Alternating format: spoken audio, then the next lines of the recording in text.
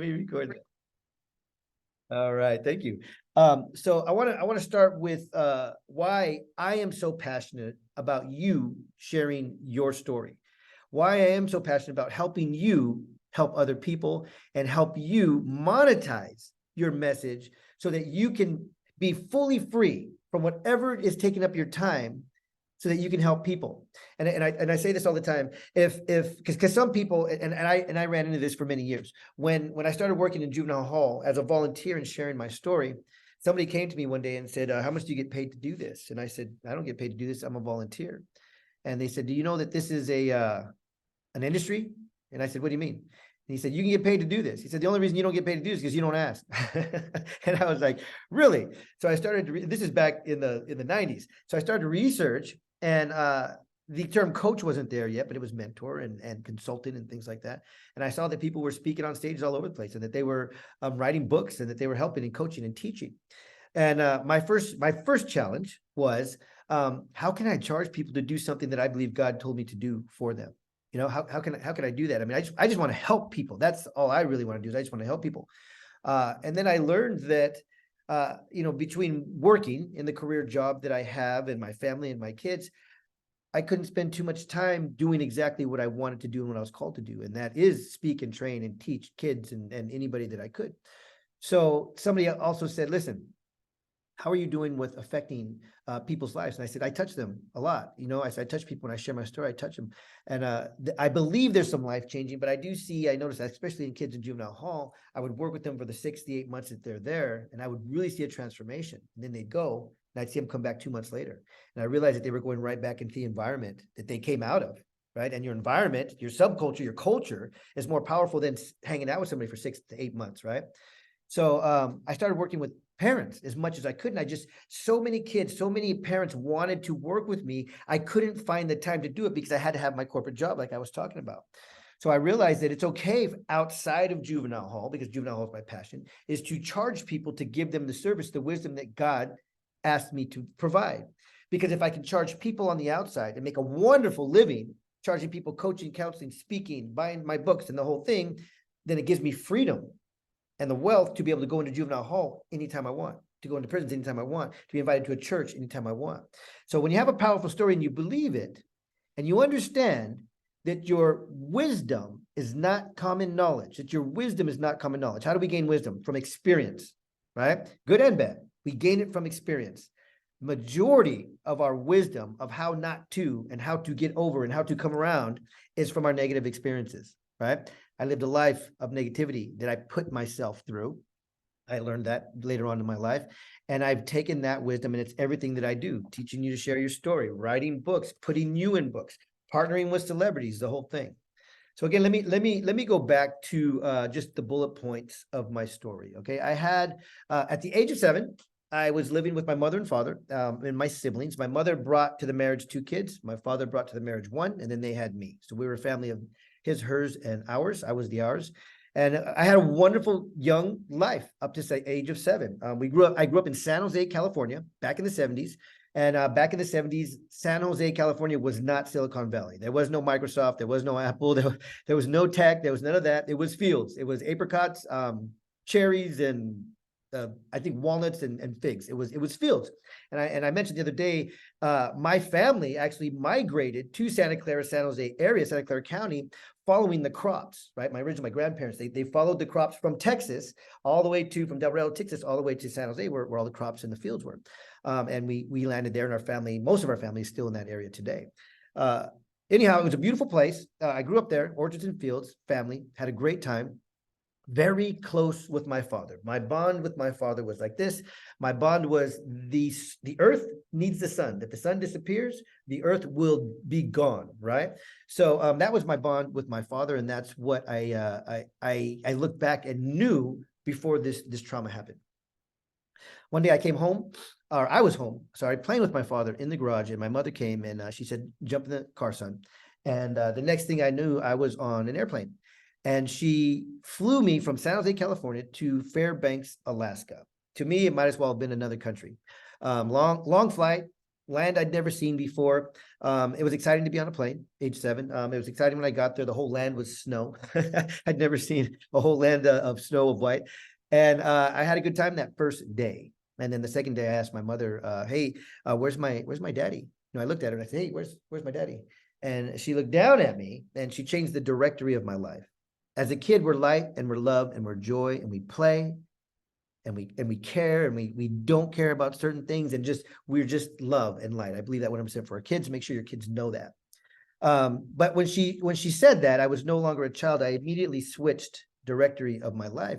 You're not going to see your dad anymore. Don't worry about your dad. You're not going to see him anymore. Boom.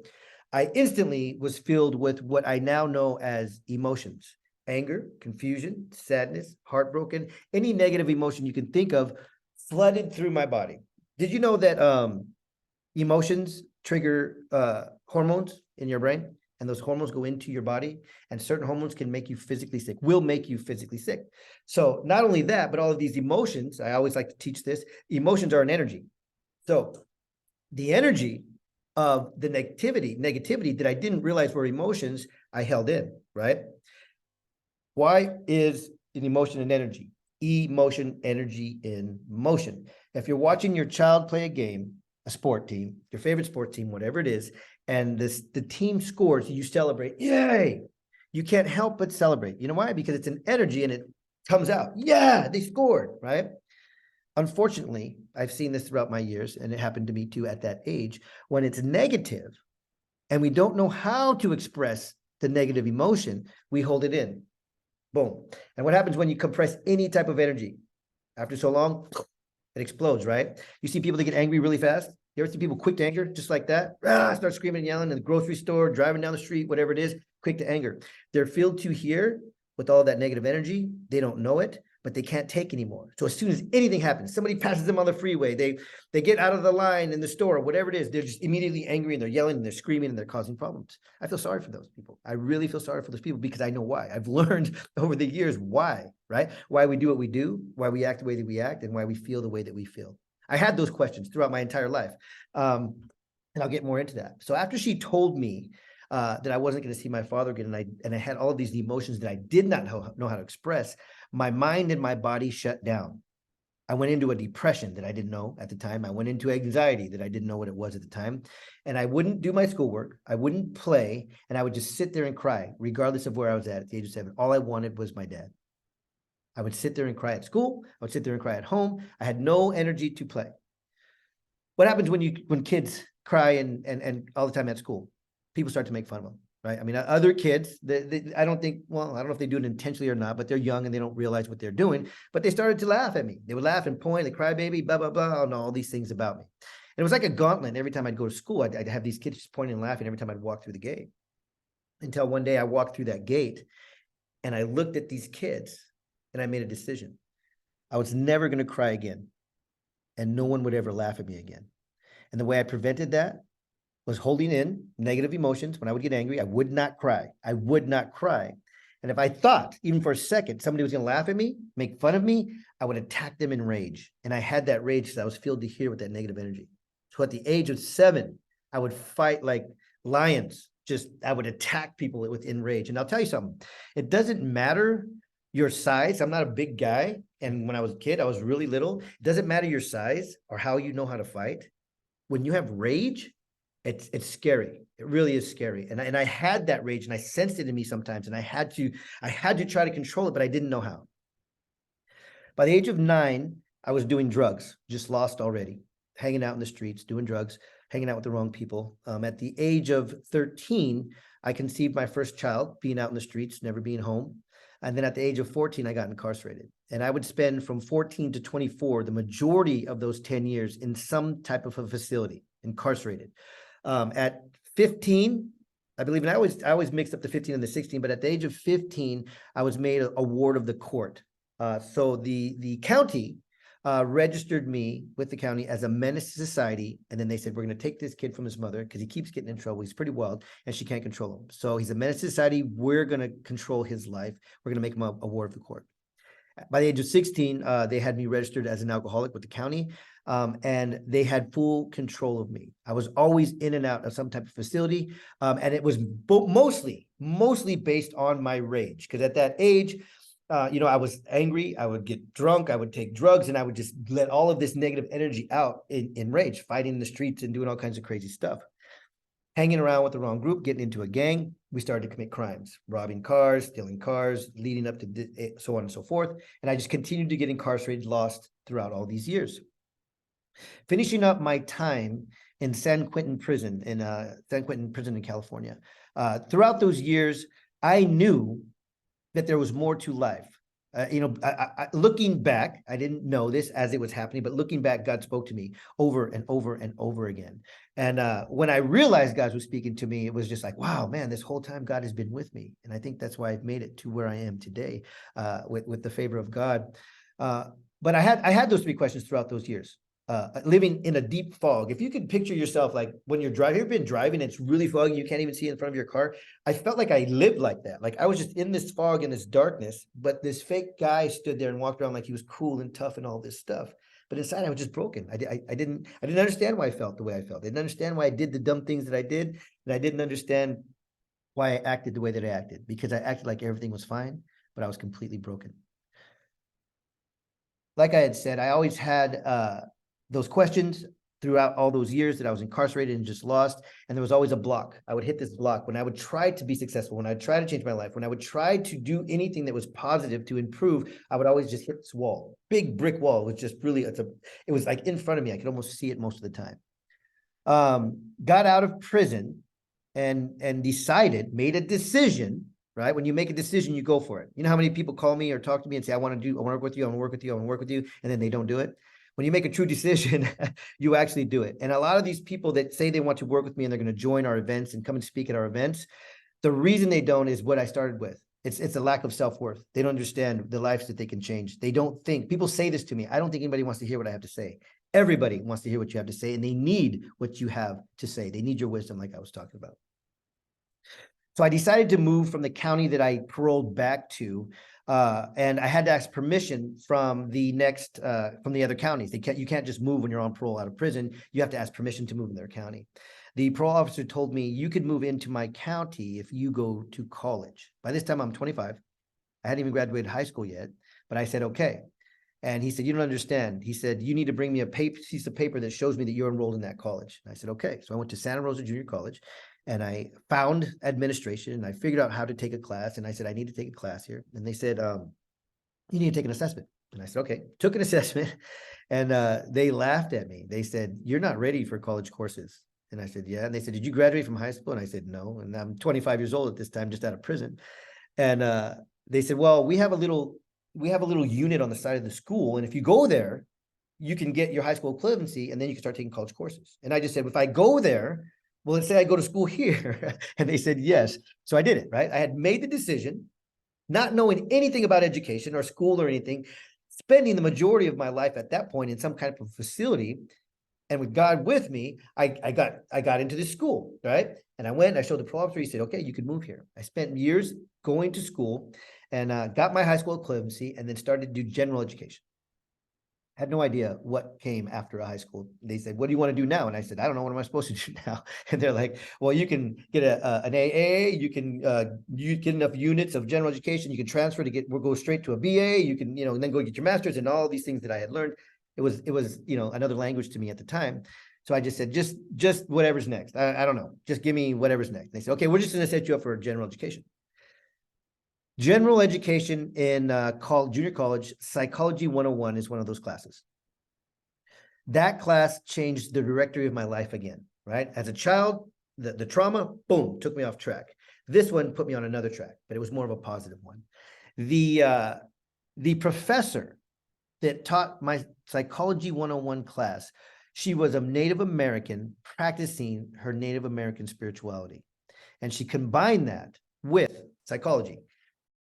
Talk about, excuse me, I just drank a 7-Up, sorry. Talk about mind-blowing and learning things that I had no idea existed about the mind and the body. I was reading the book, Psychology 101, and in that book, It answered those three questions I've been talking about this whole time. Why do I do what I do? Why do I act the way that I act? And why do I feel the way that I feel? Paraphrasing, I'm reading, studying. If this happened to you as a child, you may feel like this.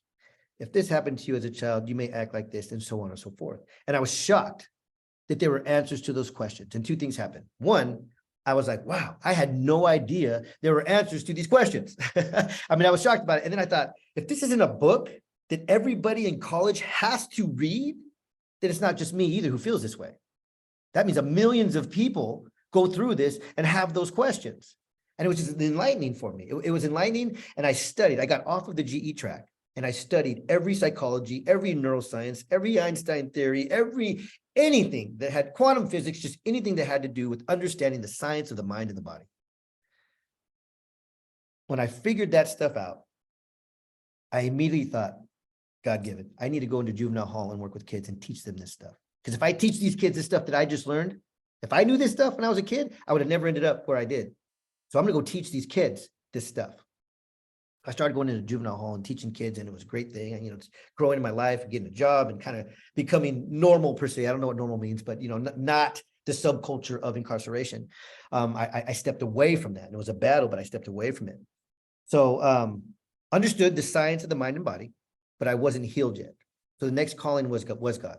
And I had visions from God, like I said, throughout my whole life, even as incarcerated. But I just didn't know they were from God until I started seeking God, and he showed me. So I tell people now, one of my primary talks is, with God as the foundation, understanding the science of the mind and the body will change your life, because God does the healing. The science is just an understanding of who we are as a physical being. One day I learned to meditate. In short, I learned to meditate. It took me a very long time. A pastor told me, learn to quiet your mind and soak in prayer, which is meditation. I learned also that when we're talking to God, when we're praying, we're talking to God. But when we silence our mind, we're meditating, we can hear from God. God speaks to you every single day. He speaks to us every single day. He has every answer that you need. You just need to quiet your mind, relax your energy, and listen, and he'll tell you. It's not even about a gut feeling. He will speak to you. I'm not going to turn this into a sermon, but he will speak to you. Anyhow, I learned to quiet my mind. I learned to soak in prayer, and I had a miraculous shift in my life. I walk this wall I've been telling you about, these blocks I've been telling you about, all of these challenges that I survived. Ooh, I got two people waiting in here. Sorry, guys. All of these challenges that I survived all these years, these blocks and all these things. What I do remember is seeing counselors and seeing psychologists and trying to figure myself out while I'm studying and all of this stuff, getting help, right? Seeking help, seeking God, seeking help. And one of the psychologists that I worked with was a very high-end psychologist. She actually worked with Tony Robbins. I signed up for a program with them because I always wanted the best, right? When I discovered psychology, I wanted the best. In fact, I ended up studying psychology at Stanford University. And like I told you guys, I got off of the track of the general education and just studied anything that I could that I thought would help me. So when I went to Stanford the first time, I asked them, I want to go to school here. And they looked at my transcripts and all this, and they said, man, you have plenty of units. They said, but it's not structured. There's no structure to it, so you can't just transfer here. And I said, well, what do I do? I want to study psychology here with the best. And they said, well, we do have continuing study classes.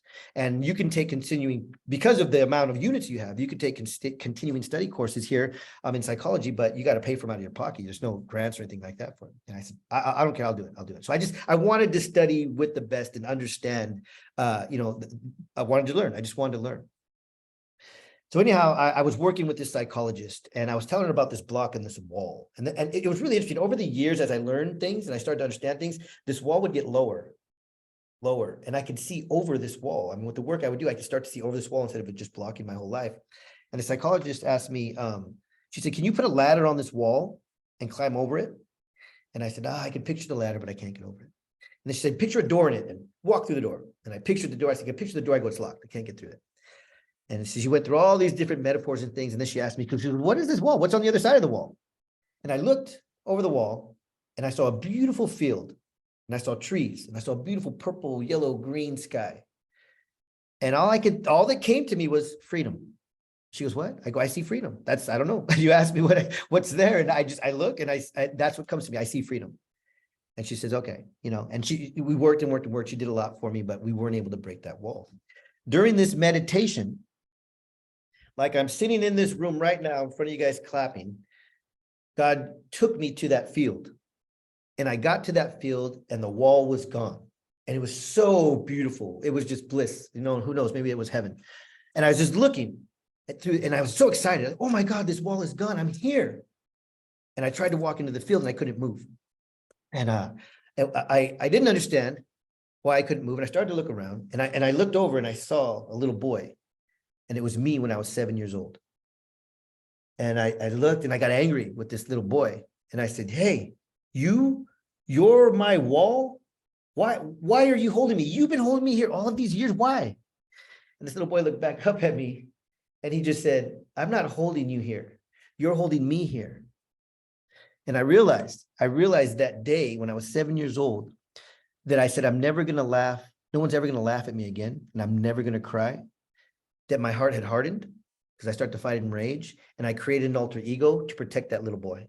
That little boy was behind this alter ego who fought with rage, who did drugs, who did stupid things, who just lived a crazy life of not caring about anything, even himself, because he didn't want this little boy to be hurt anymore.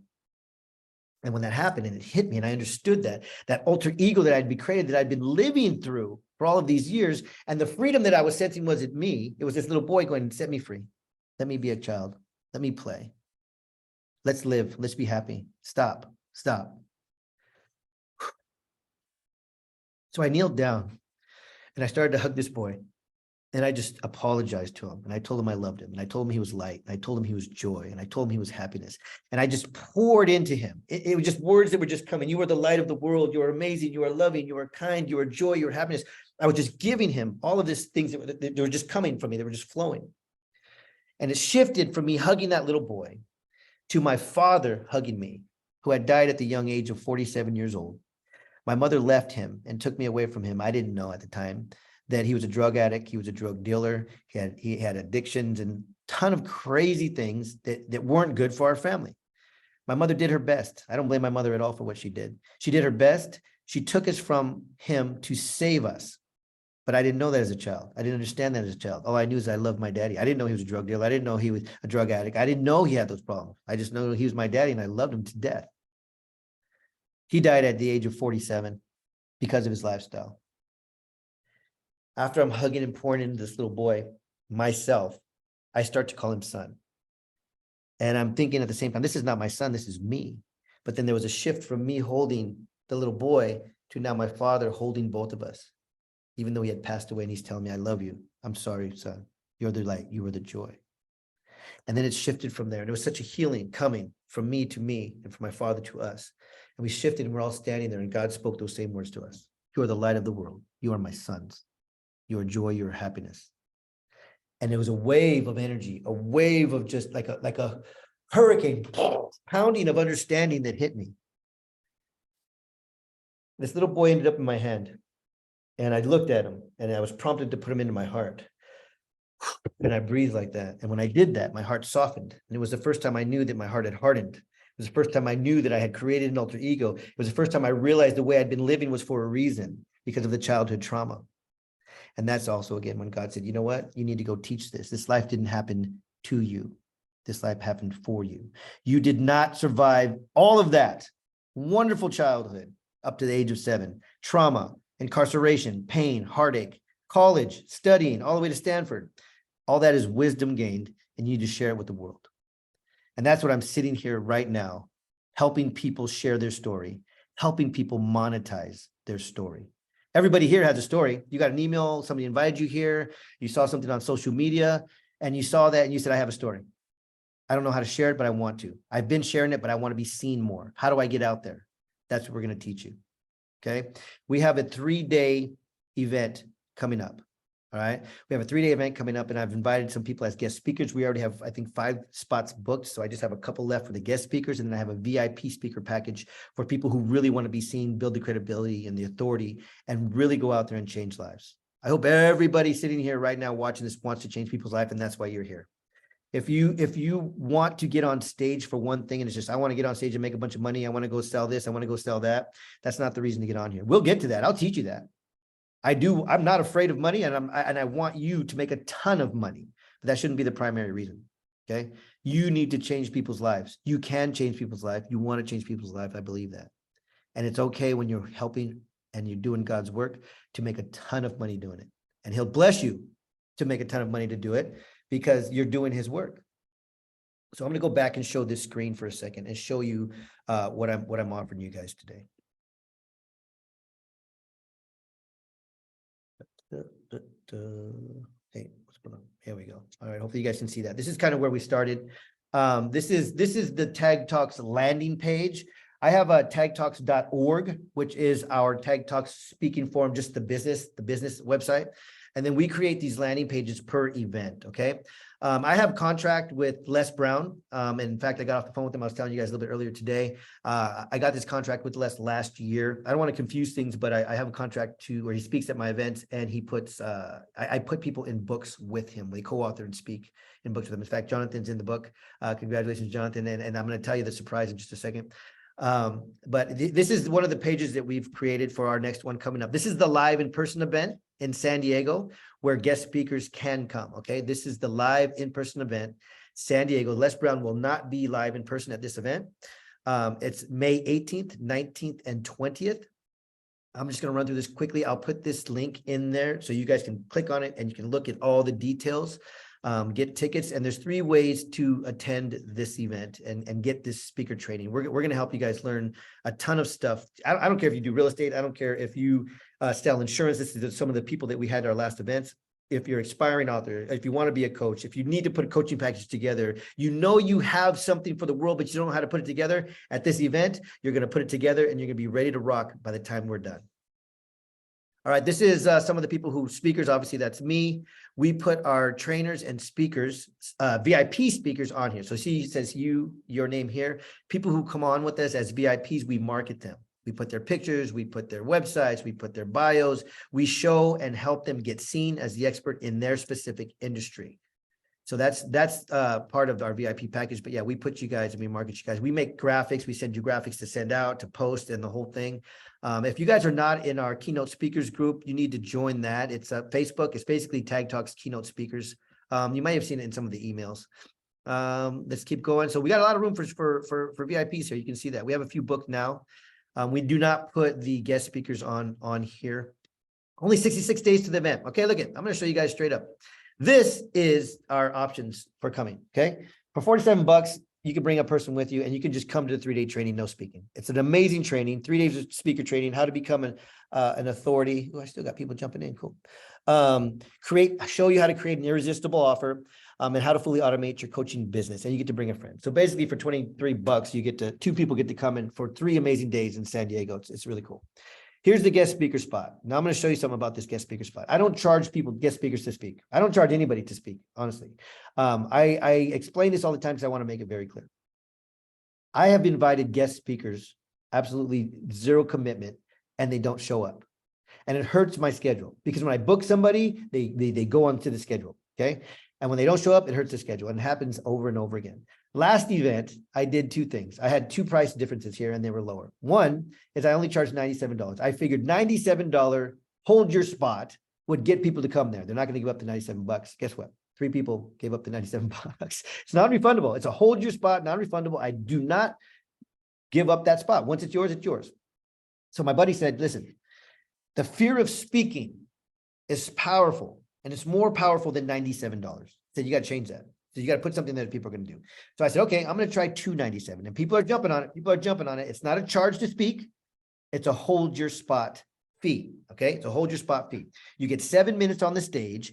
You get the 3-day speaker training and everything that we're teaching, how to become an author, how to create your irresistible offers, how to fully automate your coaching business, and you get to bring 2 people with you. Because the guest speakers are allowed to bring somebody with you because you're allowed to take your phone and film your talk, and you're allowed to take pictures of you when you have your talk on. So you can use that stuff for marketing and coaching and that type of stuff.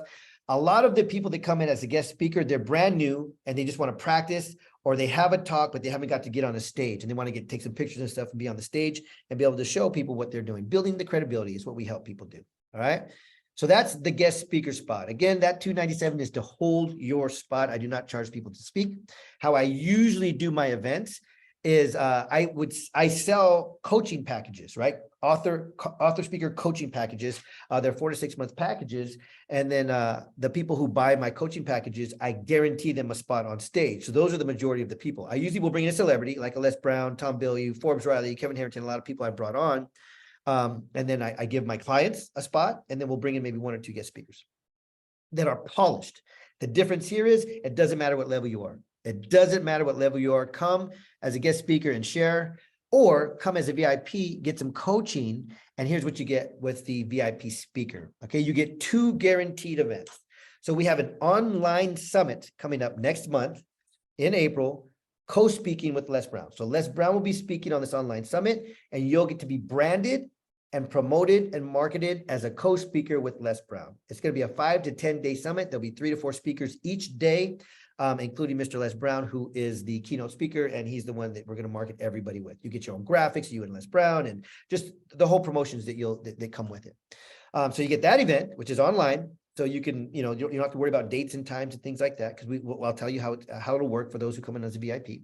And then we have the San Diego event, the live in-person event, where a VIP speaker gets 20 minutes on stage versus the guest speaker gets 7. A VIP speaker gets up to 20 minutes on stage. We professionally video record your talk. We take professional pictures of your talk, and we put you on stage 2 days in a row. That's just to get extra pictures and extra marketing. The first day, 1 minute, quick intro of yourself or quick spot of motivation plus pictures. And the second day is your full talk, pictures, and the whole thing. When you do that, you also get a 1-year subscription to our private client-only Facebook group. There's 4 or 5 coaches in there who teach on a regular basis all week in regards to author, speaker, coaching, marketing, your business, everything that you need to build a business. You get 1 year free in that paid group. That's client-only group. Pictures and graphic on the stage I mentioned. You speak both days. You get a booth at the event. Okay. Oh yeah, I forgot to mention. On the online summit, if you're already a coach, if you have a book, if you have something to offer on the online summit, you can make an offer. Okay. So this fee, just the video itself is priceless. Just the pictures is priceless. Just the venues and everything and beautiful. This really is cost plus just a little tiny bit more. It really is. So the videos and all cover the cost of all of that. But to make sure you get an ROI, you are able to sell on the online summit. Okay. You can actually do a pitch from the online summit if you have something to offer. At the live in-person event on stage, you're not allowed to sell from stage. You're there to share your story about who you are. However, you can have a booth as a VIP. If you have books, if you have a program, whatever you have, when you share your story, the people are going to connect with you and they're going to want more from you. I tell everybody, if you're speaking on stage, you should have a book. Or if you have a book, you should be sharing that message on a stage. When you're a speaker and an author, guess what? People want more of you. Automatically, you are the expert. You have the credibility. You're on a stage. You're in a book. People want more from you, and your coaching business will start just like that. They're going to want you. Okay. So you get a book, you get a booth in the back of the event. If you have banners, you can bring your banners. If you come in as a VIP, I would suggest you get a couple made. You can get them made for $100. We help you create your irresistible offer, fully automate your business, guaranteed 2 speaking gigs. I just mentioned that. One is online with Les Brown. The other is a Tag Talks live in-person event. This says 15 minutes on stage, which we give you up to 20. Guest speaker, 7 minutes is plenty. It really is. But it's a hard 7. Like at 7, the mics will go off. We got to make sure that you're ready and prepared to be done in 7 minutes. Video of your speech on Tag Talks YouTube channel. We give the raw footage, professional pictures on stage, featured on our landing pages, and you get to bring 3 people with you to the 3 days of training. They get the full, anytime any of these packages here have guests, so your guests get to come. They get all of the training. They do not get to speak, but they get all of the training that we're doing for those 3 days. They can come and hang out to beautiful San Diego. The event is a Thursday, Friday, and a Saturday. So come and hang out through Monday, Tuesday, maybe. I want to show you a little bit more about people who have spoken at the event. This mega event right here is in Las Vegas. We're planning this one towards the end of the year. It's going to be amazing. We're going to bring somebody in like a Gary V celebrity, somebody that people want to see to help, that can help them grow their businesses. So obviously Les Brown, I've worked with Les Brown. I'm working with him right now at our Tag Talks events. Forbes Riley, Tom Bilyeu from the Impact Theory. This guy, if you don't know him, he's a huge influencer. He founded Quest Nutrition, Protein, and Bars, sold it for $1 billion. And now he's all about helping people with self-development. He's an amazing guy.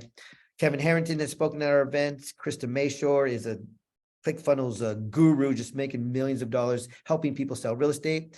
Alex Mendozian is one of the first ever online just kings of marketing and sales online. Brian Navabi, he has a multi-million-dollar closing fitness. And then we have Kane Meekus, who is a multi-million-dollar business builder for people. So we bring in all these are the people we have brought in to our events that also help you build credibility and authority, because you could say I've been speaking at events with these celebrities. More recently, Mr. Les Brown. So let me put this link in here. I want to put this in here because I'll tell you what. These spots are going, okay? These spots are going. I just put the link in there. If you have questions, I'm going to also put my my private email address in here that you can email and we can set up a thing. I might leave at 6 o'clock appointment. Would you like details on program? Would like, okay, yeah. So I think that you might have put that in there earlier. Those were the details. I just put the link in there so it can tell you more about it. The exciting news I have is that moving forward, I've done a lot of payments for people on the VIP. I've held some spots for people in the guest speaker spot, and I don't mind doing that at all. I will continue to do it. But we have 5 VIP speaker spots left, and we want to fill those up before the end of this week. So 2 things I'm going to do. If you sign up with me today as a VIP speaker, you're going to get a trip to Cancun, a free trip for 5 nights for 4 people to Cancun. You can pick from any of 5 resorts that come with that on the beach in Cancun. So I'm going to offer that. And then also what I'm going to do, if you sign up today as a VIP, okay, if you sign up today as a VIP, and you don't even got to do it, this second is the best time to do it. But if we talk today and you sign up as a VIP, I have something else that one person on here is already getting. Jonathan Dean has joined us in the co-authoring book with Les Brown. And that's a really high ticket. I'll talk about that later. You'll start to see promotions about co-authoring the book with Les Brown. But what he also is going to get is the contract that I signed with Les Brown today, where we're going to do a live in-person event with Mr. Les Brown. So Jonathan, you get that. You're going to get to meet him. He's going to sign your book. You're going to take pictures of him with your book. And that's going to be in Atlanta, probably about 6 months from now. So if you join me, and I haven't given this to anybody. This is this Zoom call offer only. If you join me as a VIP, because I want to get these filled up, you're also going to get to meet and greet with Les Brown in Atlanta in about 6 months from now. I haven't locked in the date yet, but it is a guaranteed event. Okay. From there, if you guys have any questions, it is time. You can type them in. And actually what I'm going to do is I'm going to allow you to, I'm going to set it up so you can unmute yourself if you have a question. All right. Let's do the questions. Go for it. If you have a question, raise your hand or just unmute yourself and let's talk. Any questions? Anything about guest speaker, VIP speakers joining us, where the events are, details. I do offer payments. I do offer different types of hold your spots. The deal for today is pay in full. No questions? Wow, I usually get a ton of questions. Oh, somebody typed something in there. Let's see what you got. Oh, BRB? I don't know what that means, my friend. There's the link. All right, guys. Well, I'm here if you have any questions. If not, I will let you guys go. I did put my email address in there. If you want to ask separately, you can send me a quick email and we can set up a phone call. I do know a lot of times with our VIP offers, people do have questions that they want to ask one-on-one before they purchase it. That's usually how it happens. But I wanted to offer those bonuses today just to get people fired up and to get people started and to get people going. So, excuse me, if there are no questions, we will finish up the call. I'll give you about another minute or so. Let me see here. Thank you for the opportunity. Are there specific dates scheduled for the April? Right now, Dr. Clemens, I think we're going to do it right around the last weekend of April is the plan. Okay, great. That works out perfect with my schedule. I love your story. Thank you for the opportunity. I have to run. All right, you're welcome, Jacqueline. Thank you. All right, guys, no questions. Email, feel free to email. Feel free to sign up. If you did, I'll get an email. I'll talk to you guys again soon. Wonderful day. Enjoy. Bye-bye. Bye.